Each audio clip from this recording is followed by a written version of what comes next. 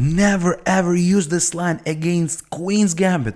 Millions of players already lost their games because of the serious mistake on the just move free at scratch at the very beginning. If you're a beginner with a rating below 1500, this video is definitely for you.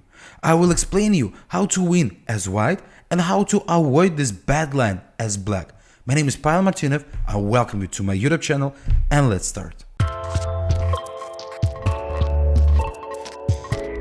So after d4, d5, c4, d takes c4, Queen's Gambit accepted the normal line. White can move e3. The idea is obvious, we just want to take the pawn on c4. Black can do the line with e5, the line with knight f6, so comes to the classical lines.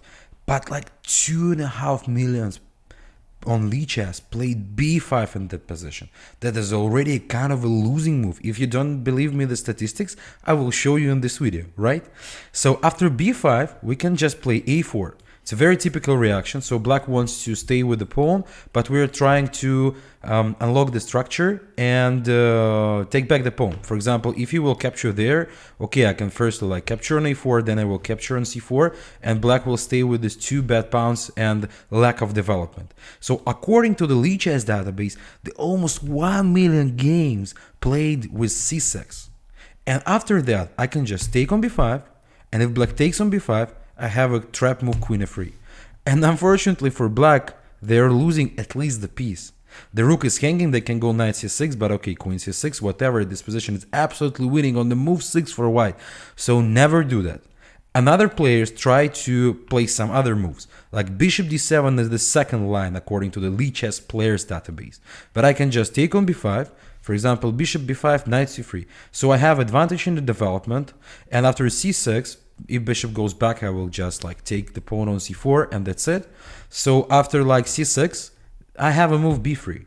So, and if c takes b3, then I can take, bishop takes b5, knight d7 the only one, and queen b3. And this position is basically winning for white.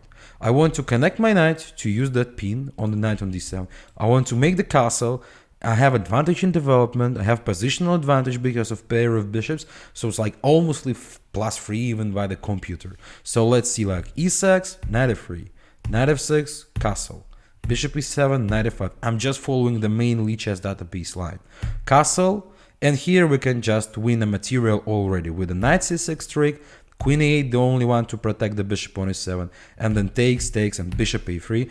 And unfortunately, black are losing the material, so completely losing after bishop d7. I will remind, after the a4, c6 is the first line, bishop d7 is the next line, so popular moves. If black will do something like a6, it's also, I can take on b5. You can't take on b5 right now because I will just capture the rook for free. So you need to play bishop b7. I can continue with knight c3, and after take on b5, takes, knight b5. For instance, c6, knight c3, e6, bishop c4. White has just extra pawn, better development. This bishop is bad. Want to go knight f3, castle, and this position is already about to be winning for white.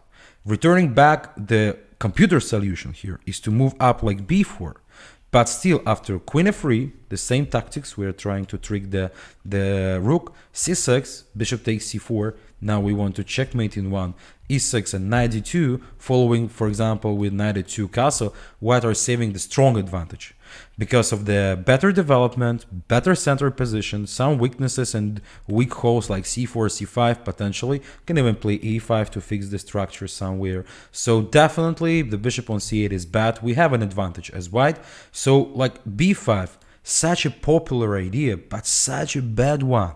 Do not use this if you're playing black, and now you know how to counter that if you're playing white. Stay on my channel to learn more about the chess tricks, tactics and strategies.